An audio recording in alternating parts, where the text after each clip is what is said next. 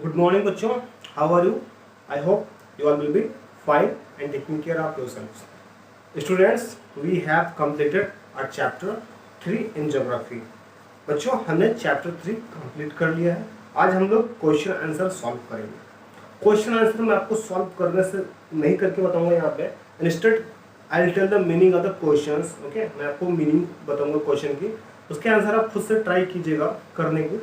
नहीं कर पाते हैं तो मैं आपको कैंपस एप्लीकेशन पे तो अपलोड कर दूंगा. आज शाम को आपको कैंपस पे सारा क्वेश्चन आंसर मिल जाएगा.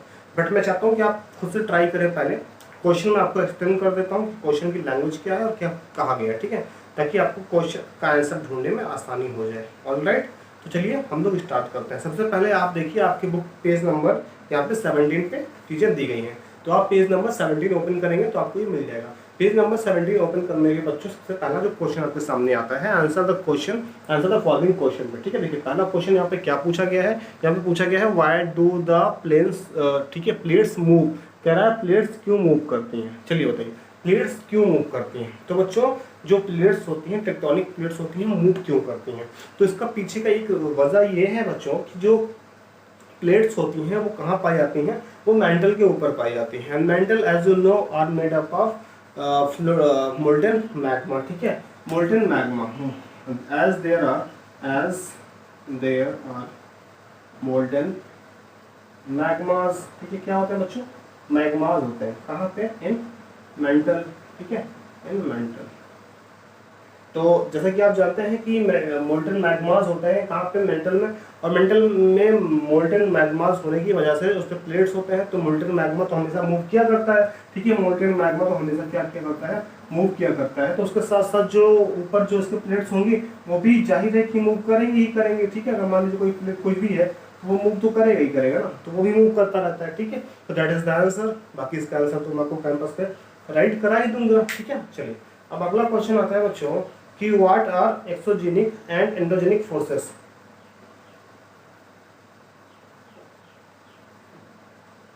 कि एक्सोजेनिक एंड एंडोजेनिक फोर्सेस क्या होता है.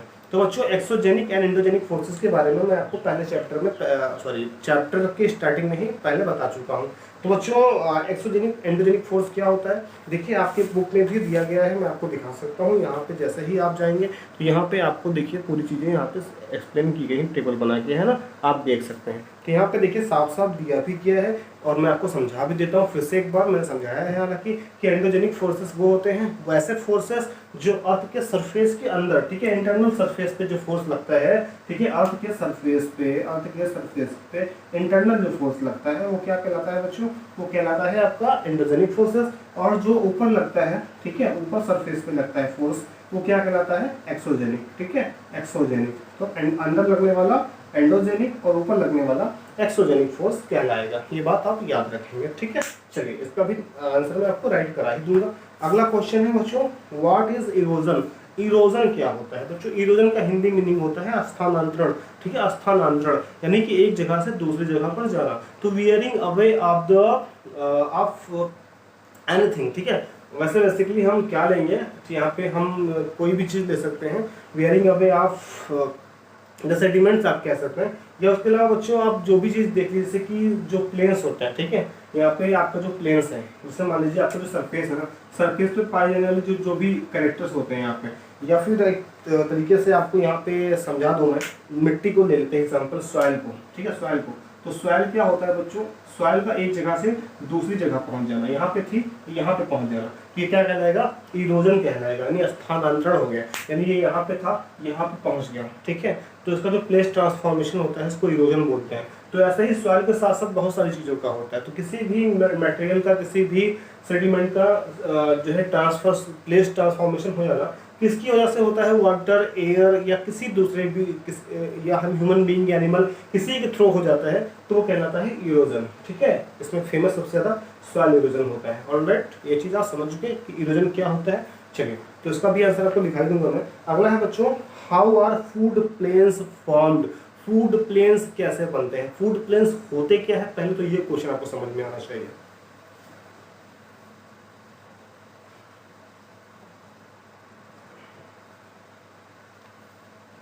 सो स्टूडेंट फूड प्लेन्स क्या होते हैं? तो फूड प्लेन समझने के लिए मैं आपको बता देता हूँ। देखिए आपने देखा होगा जब ये रिवर होती है, ठीक है, ये रिवर होती है, तो रिवर जब कभी कभी इसका जो बैंक होता है, यानी जो किनारा ही है, ठीक है, जो किनारा है, कभी कभी जब इसमें फ्लड आता है, बाढ़ आती है, तो बाढ़ आने की वजह से क्या होता है, इसका जो नदी का किनारा है इसमें पानी चला जाता है, पानी घुस जाता है इस किनारे में, ठीक है, इस किनारे में भी पानी घुस जाता है। तो इस किनारे में पानी घुसने की वजह से जो रिवर अपने साथ सेडिमेंट्स लेके आती हैं, सेडिमेंट्स में मैंने आपको बताया है क्या क्या चीज़ें होती हैं, ठीक है, सैंड हो गया, क्ले हो गया, ठीक है, सिल्ट हो गया, ये सारी चीज़ें लेकर आने की वजह से डिपॉजिट करती हैं, यानी कि यहाँ इकट्ठा हो जाती है चीज़ें। जब इकट्ठा हो जाती हैं बच्चों, तो वही क्या कहलाता है, फूड प्लेन्स कहलाता है, ठीक है। वहाँ पे आप देखिए पानी के साथ साथ कई मिट्टी भी इकट्ठे रहते हैं। आपने नदियों वगैरह में देखा होगा जब बाढ़ आ जाते हैं तो बाढ़ आने के साथ साथ वहाँ पे पानी में बहुत सारी मिट्टियाँ वगैरह भी इकट्ठा हो जाते हैं, ठीक है, उन्हीं को बोलते हैं फूड प्लेन्स। ऑलराइट, चलिए अगला क्वेश्चन है बच्चों, व्हाट आर सैंड ड्यून्स?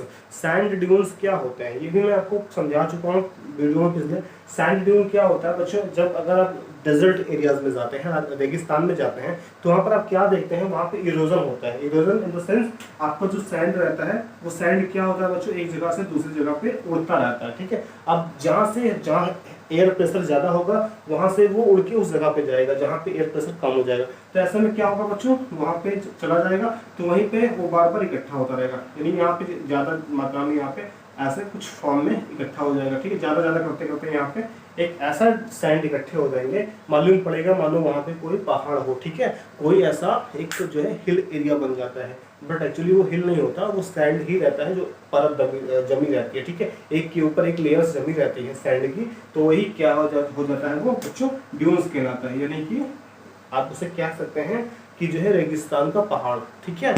तो बच्चों ऐसे में आप इसी से याद रखेंगे, यहाँ पे जो रेगिस्तान का जो पहाड़ होता है, ठीक है, वो सैंड ड्यून कहलाता है, यानी कि वो एक के ऊपर एक सैंड रहती है, बालू रहता है, ठीक है, बालू का जमावड़ा रहता है जिसे हम लोग सैंड ड्यून कहते हैं। I hope it is clear, ठीक है बच्चों। अगला देखिए क्वेश्चन है कि beaches, how are beaches formed? Beach कैसे फॉर्म होता है? नहीं, बीच जो आप जानते हैं, आपने गोवा बीच, मुंबई बीच, बहुत सारे बीच देखे होंगे। समुद्र के किनारे जो किनारा होता है ना, द बैंक ऑफ सी और ओशन, ठीक है, क्या बोलते हैं उसे, हम लोग बीच बोलते हैं, ठीक है, उसे क्या बोलते हैं, उसे बीच बोलते हैं। तो आप इस चीज़ को जानते होंगे।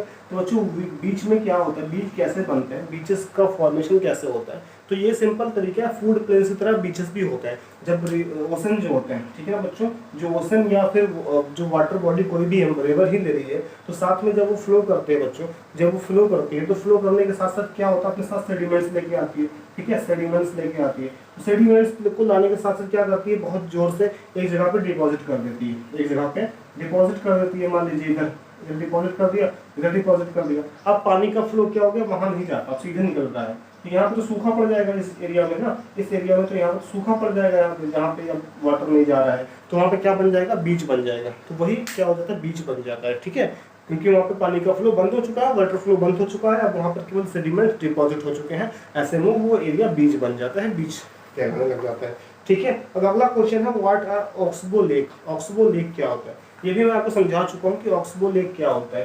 जब रिवर बच्चों मिएंडर बनाते हुए आगे बढ़ रही होती है, ठीक है, इस तरह से मिएंडर बनाते हुए आगे बढ़ रही है, ये मान लीजिए रिवर है जो मिएंडर बनाते हुए आगे बढ़ रही है। मिएंडर क्या होता है, जब रिवर फ्लो कर रही होती है तो क्या होता है, रास्ते में सेडिमेंट्स की वजह से ऐसा थोड़ा सा वो एक स्नेक की तरह घूमते हुए आगे बढ़ती है, ठीक है, मोड़ लेते हुए। तो मोड़ लेते हुए किसी बीच में रॉक आ गया या कोई सेडिमेंट्स कुछ भी हो गया, उसकी वजह से मोड़ लेते हुए बढ़ती है बच्चों। लेकिन मोड़ लेते हुए ऐसे बढ़ रही है, मान लीजिए ये वाला जो मोड़ है, ठीक है, अब यहाँ पे क्या हुआ, ये वाटर फ्लो ऐसे ना बहने की वजह से, ठीक है, ऐसे मुड़ते ऐसे ना मुड़ने की वजह से ये वाटर फ्लो सीधे मुड़ता हुआ चला गया ऐसा, ठीक है, सीधे। तो यहाँ पे ये जो एरिया होगा बच्चों, यहाँ पे ये वाटर रुक जाएगा, ठीक है, यहाँ पे वाटर का सप्लाई रुक जाएगा। तो ऐसे में ये एरिया क्या कहलाएगा, ये एरिया कहलाएगा ऑक्सबो लेक, ठीक है, ऑक्सबो लेक कहलाता है, जैसा कि आप अपनी बुक में देख सकते हैं, ठीक है, ऑक्सबो लेक आप अपने बुक में देख सकते हैं और आपको ऑक्सबो लेक समझ में आ जाएगा। चलिए मैं आपको ऑक्सबो लेक कोशिश करता हूँ दिखाने की, अगर आपकी बुक में होगा तो, ठीक है। आपकी बुक में दिखाई नहीं पड़ रहा है बच्चों, यहाँ पे ऑक्सबो लेक कहीं ये दिखाई पड़ा, ठीक है, ऑक्सबो लेक के देखिए आप देख सकते हैं, यहाँ पे ऑक्सबो लेक का फिगर यहाँ पे दिया हुआ है, ठीक है, ये देखिए ऑक्सबो लेक, आप ये आपको दिखाई पड़ेगा यहाँ पे ऑक्सबो लेक, ठीक है। आई होप कि आपको समझ में आया। चलिए बच्चों अगला क्वेश्चन है जो आपके लिए होमवर्क है, टिक द करेक्ट आंसर और fill the blank, sorry tick the correct answer है और मैच द फॉलोइंग ही आपके लिए क्वेश्चन आंसर है। मैं आपको आपके लिए होमवर्क है जो आपको ट्राई करना है खुद से। इसका जो भी पीडीएफ है शाम तक आपको मिलेगा, ठीक है, कैंपस पे। उससे पहले आपको खुद से ट्राई करना है। देखिए टिक द करेक्ट आंसर है which is not an erosional feature of sea wave. जो सी वेव होती है, ठीक है, समुद्र की जो लहरें होती हैं उनमें से उनकी वजह से इनमें से कौन सा फीचर नहीं बनता है, ठीक है। तो ऑप्शन है आपके पास क्लिफ, बीच या सी केप, ठीक है। 3 ऑप्शन दिए हैं, तीनों में से ऐसा कौन सा स्ट्रक्चर है जो समुद्र की लहरों की वजह से नहीं बनता है, सी वेव की वजह से नहीं बनता है, तो आपको बताना है। अगला क्वेश्चन है बच्चों, the depositional feature of a glacier is, glacier के डिपोजिट होने की वजह से क्या बनता है, इसमें से फूड प्लेन बनता है, बीच बनता है कि मोरेन बनता है, ये मैं आपको समझा चुका हूँ, ठीक है। यहाँ पे क्वेश्चन देख सकते हैं, आप यहाँ पे क्वेश्चन देख सकते हैं, ठीक है, कि जो ग्लेशियर होता है, जो ग्लेशियर आगे बढ़ता रहता है तो वो एक जगह पे डिपॉजिट जब होता है तो उससे कौन सा स्ट्रक्चर फॉर्मेशन होता है, ये भी आपको समझा चुका हूँ।